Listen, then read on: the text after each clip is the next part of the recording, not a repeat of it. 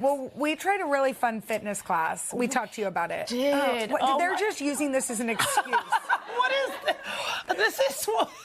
By the way, do you notice how I didn't have any core strength to hold myself up? I would just be thrown back. But what am I swimming? And what is this? Jazz aerobics. I like it. It's Jane Fonda vibes. Very much so. We're going to show you later how it went, which, as you can see, not great. Not great for us. Cool class. Yeah. And people were lined up after. And Barbara, the instructor, was amazing. Was fantastic, but we struggled. Well, we also understood that it would be hard for a man to do, right? It would be hard for a man to do for obvious anatomy reasons. That's what I said. It's a matter of anatomy. Evidently, men are bombarding female fitness classes. You know, I'm hearing this, and when I say I'm hearing this, it means I've read it online. Yeah, in the New York Post. Yes, exactly. In the New York Post.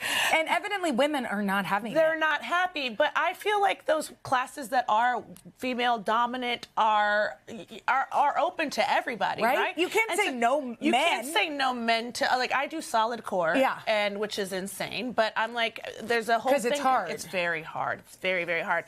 But there's a whole thing online about people being upset that men are coming to the classes, and then other people in the classes going, no, men are welcome.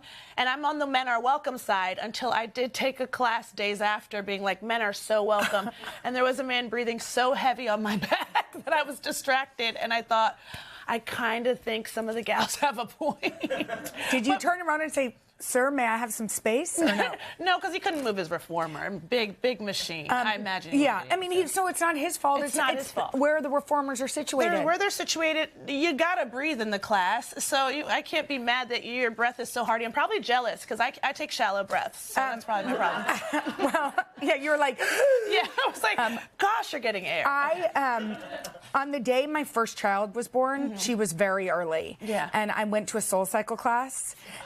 She was very early. Don't gasp at me. Oh, you were 9 months pregnant? I was 8.5. Oh, my. She came at like 35.5 weeks or something. Okay. She was early. Okay. It's so much to the extent that my husband thought it was at my baby shower that my water broke. Oh, my gosh. I know. And Barbara called Henry to tell him that I was going to the hospital, and he was like, those sisters have played pranks on me. I'm not following for it.